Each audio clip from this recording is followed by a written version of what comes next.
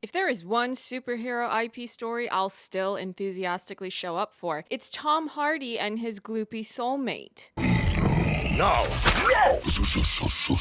Hi, I'm Lady Genevieve, and on my channel, I talk about entertainment media. Today, I'm going to be reviewing Venom: The Last Dance, which is the third Venom film in Sony's current ongoing Marvel universe. It's also the finale of what is now a Venom trilogy. As is customary for my opening week or opening weekend reviews, I will begin with a spoiler-free section and end with a spoiler section, but I'm also going to include a medium spoiler section where I will talk about the topic of some of the extra scenes in the credits as it applies to Venom: The Last Dance, at least insofar as if there are any, and also the potential future of Tom Hardy as Eddie Brock and just other potential continuations of some of the things from this film. All of the sections are timestamped, so it is up to viewer discretion how far you would like to proceed into spoilers. If I were to give an overview or summary of my spoiler-free feedback of Venom: The Last Dance, it would be that if you enjoyed the first two Venom films, if you found them funny or heartwarming or just a fun action-packed romp,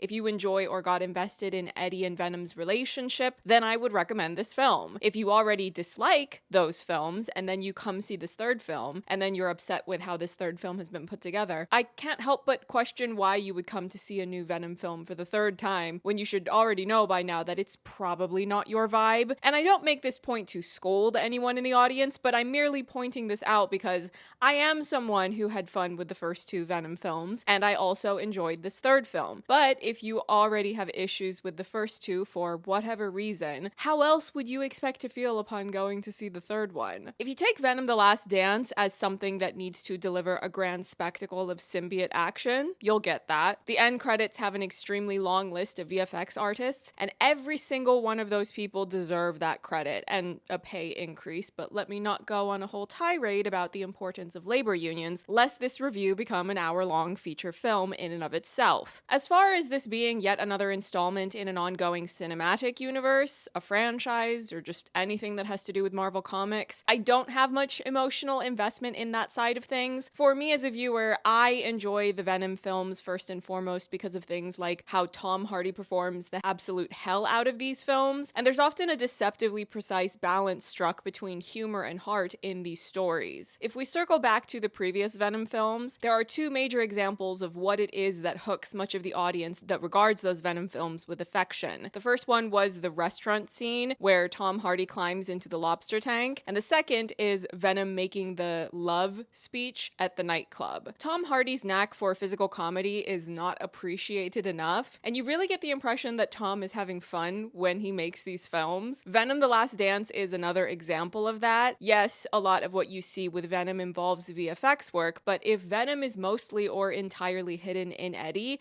that part of the scene is going to predominantly rely on Tom Hardy's movement and expressions, and they work every time. In this latest adventure, there's a really fun sequence of Eddie while he is behind a bar trying to prepare a drink, and it's just pure chaos because of Venom. This film introduces a new villain and threat to not only our favorite dynamic duo, but the entire planet, and although that threat does feel real and the stakes are high, ultimately the greatest selling point of Venom: The Last Dance is, as always, Eddie and Venom's relationship. You want generic superhero IP action? There are so many, too many actually in my opinion, films that can give you that. What they can't give you is a compelling love story between a human and an alien. Unless, of course, we're talking about James Cameron's Avatar, but James Cameron likes to make us wait a few years before a new installment, as opposed to cranking them out annually. Tom Hardy has a story credit on Venom: The Last Dance, and admittedly, I haven't done a deep dive into every interview about this or any of the previous Venom films, but the impression I have from watching this trilogy is that Tom Hardy seems to really enjoy playing this dynamic. It feels like he's fully committing to this as opposed to just phoning in the bare minimum that is required to collect a major franchise paycheck. Being that Tom plays both Eddie and Venom, no one is deeper into the layers and nuances of that relationship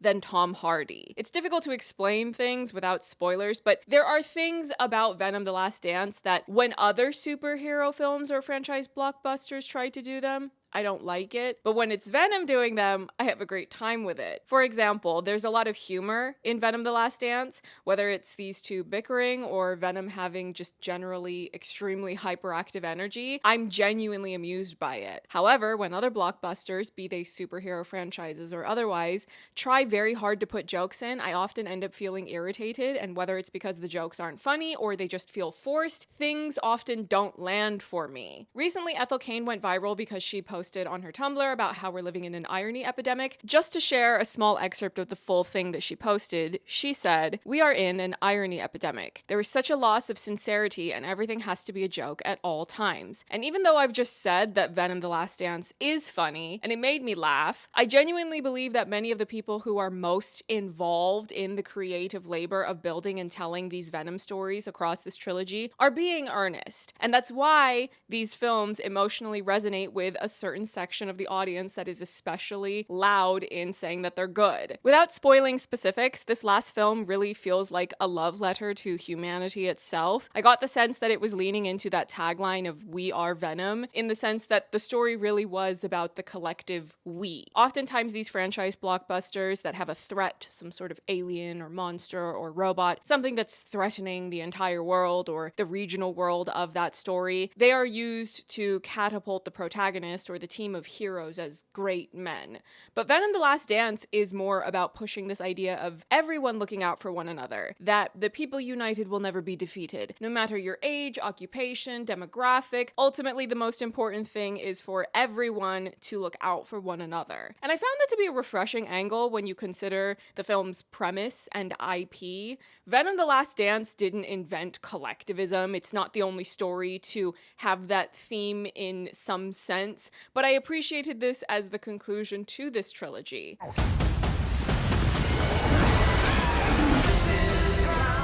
Now I want to quickly touch on some of the medium spoilers before we completely remove the spoiler filter. If you want to know if there are some end credits you need to wait for, yes, there is a mid-credit and end credit clip. There is a villain introduced in this film that I thought would have more of a presence in this overall story and be more active as a character, but it seems as though that character was introduced in order to appear in another film after this. I'm not actually sure if it's supposed to be a single film or multiple films, but depending on the story, perhaps I will seek that film or films out. It will just depend on some things that I might elaborate more on in the spoiler section. Overall, Venom: The Last Dance definitely feels like a conclusion for the Eddie Venom story. There are things left open to further exploration or development when you think about it in the context of Venom not being the only symbiote in the world, so perhaps they will have more of those types of aliens in future Marvel films, whether that's purely a Sony Marvel film or crossing over into another universe, who can say. So you have that main villain, the symbiotes themselves, and these broader rumblings about Tom Hardy's seeming willingness to appear in other films. If I were to speculate, I would imagine that Tom Hardy might be willing to do smaller appearances, something that wouldn't take up as much time as the people who are up in the top tier of a film's call sheet. Maybe you have a new Marvel film that is filming in London and Tom is available in between other projects he's in, so he decides to appear in a few scenes and agrees to appear in that limited capacity. I think that could be fun, just as long as they make the material worth his time. I personally don't want to see Eddie Brock return just to say 2 punchlines and that's that. Personally, I would rather we get those Furiosa and Fury Road physical media sales through the roof so that we can defy the odds and get another George Miller's Mad Max sequel starring Tom Hardy. That's what I need first and foremost. Or maybe someone can finally resurrect the real rock and rolla from whatever development hellhole that project fell down, because I need to see Handsome Bob back on my screen. Give me your mobile. What? You heard me. Do as you're told.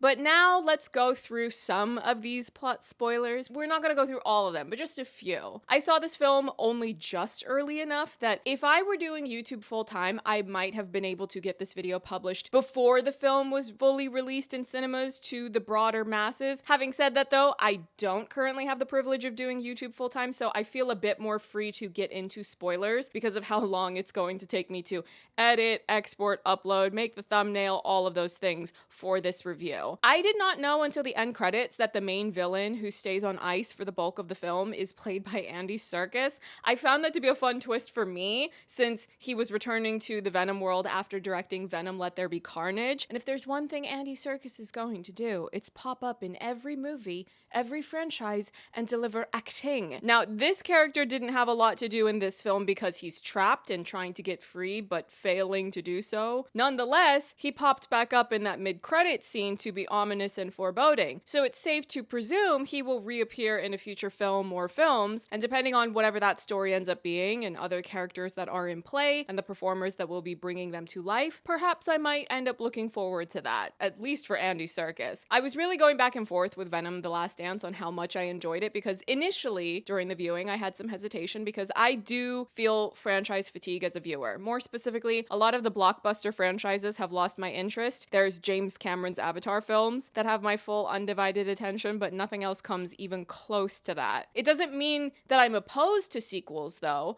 but I simply prefer sequels when they're coming from artists who have made something new and original, and then their work is successful and they still have ideas to continue, so they carry on doing so. That's not the same thing as corporations looking for franchises and IPs that they can milk dry. But Andy Serkis is a phenomenal actor, so I will wait and see what comes next with that character, if anything. I had a momentary flash of panic when I saw Eddie going into that warehouse with the dogs, but then I remembered, this is a big superhero blockbuster, and Tom Hardy loves dogs more than he loves people, so there was just absolutely no way anything traumatizing would happen to any of those dogs, so I was able to just sit back, relax, and enjoy the symbiote action and hijinks, which is exactly what happened in that scene. I was pleasantly surprised by how much less propaganda there was in this than I might have expected. That's another reason why I've lost interest in a lot of these blockbuster franchises. They love to try to lie and act like the feds are the good guys. No thank you, I will not be giving that story a high review.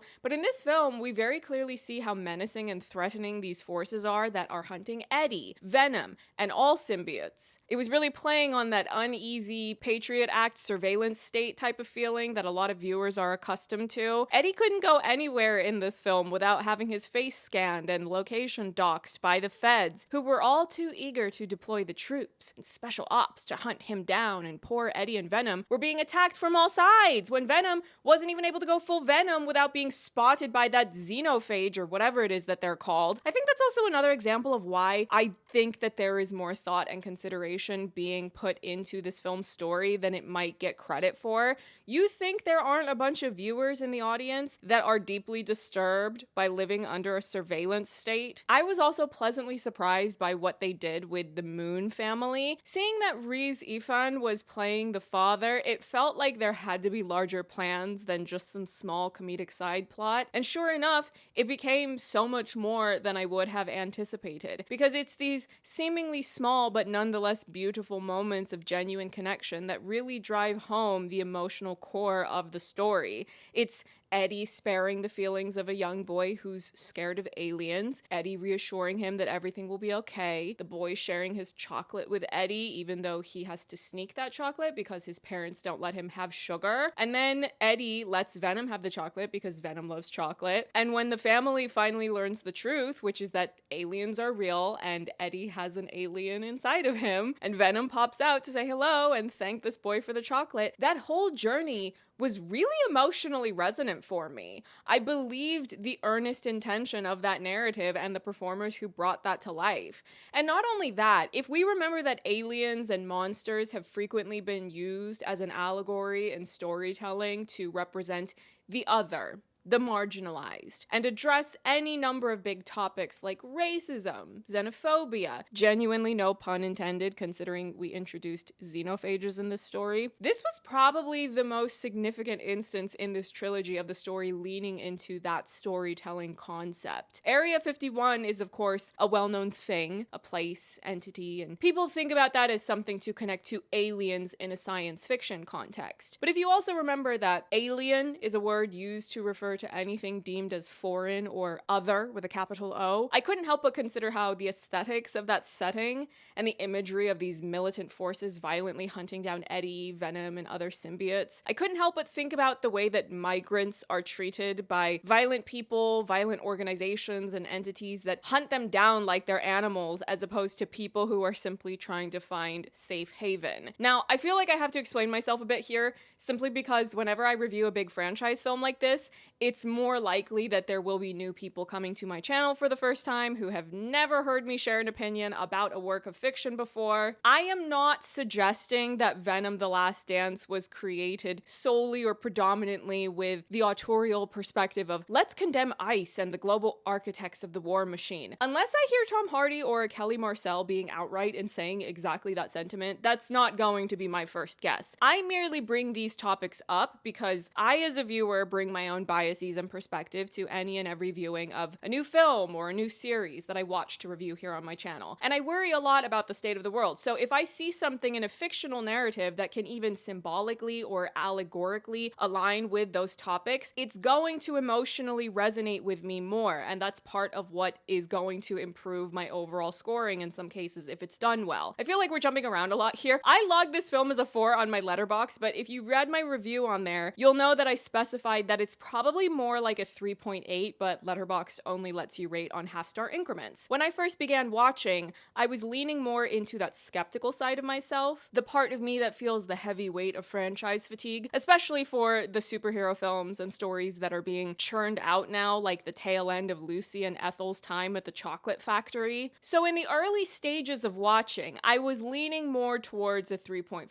But as I continued through the film and I got a combination of things that I love to see in Venom films or films in general, I began to lean more towards a 4. It didn't quite feel high enough to get a full 4, but if I have to round on Letterboxd, a 3.8 will be logged as a 4. Because you had all of this deeper, thematically meaningful material that was emotionally resonant about loving humanity itself, focusing on the collective we, and you could even see that that's what they were trying to say in the midst of that giant final battle when you've got one of these symbiotes scolding this military villainous figure for being very violence first in his mentality and firing off a dangerous weapon that did not destroy the xenophage, but it did kill one of the symbiotes that was trying to help you, you goober. And we got all of the comedic banter and physical comedy that we've come to expect and love between Eddie and Venom. I couldn't help but laugh when Eddie said that he's won Sexy Man awards before. That was one of those lines where you could just so clearly feel that the film's narrative knows who its audience is, and more specifically, they know who the people are that love these films and double down on loving them the more that professional critics try to slate them. And there's just this magical spirit of whimsy and fun interwoven into Venom: The Last Dance at exactly the right, appropriate times. I'm sorry, they had Venom and Mrs. Chen doing a dance number to Dancing Queen. Now, I'm just going to assume the film ran out of budget to be able to license the ABBA version, and that's why you got the 18s version instead.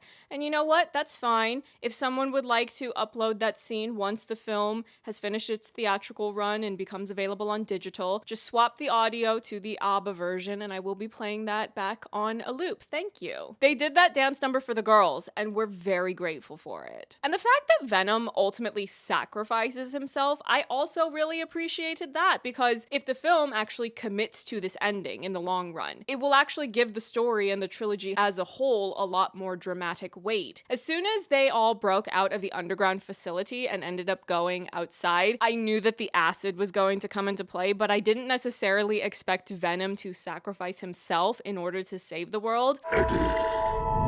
I'm with you to the end. If I were to rewatch the trilogy as a whole, I would imagine that there's a satisfying, compelling arc for Venom as a character where he comes to Earth with the other symbiotes trying to find a safe haven, and at first it's an odd, unfamiliar place. But over time, he comes to fall in love with humanity. Even that scene in Let There Be Carnage holds new weight where he says something about these strangers loving and accepting him for who he is. And he says in The Last Dance that he's glad he didn't eat the Moon family. Sure, in in the moment, that line is played for laughs, but I think that line, like much of this trilogy, had that balance of being humorous to make the audience laugh, but having an emotionally earnest undertone for anyone that is open to seeing that it's there. Anyway, Venom: The Last Dance was a good time, 3.8 out of 5. Bring your friends, your family, whomever you'd like, and have a fun time with the grand finale of Eddie and Venom's love story. No, this is all the money that we have.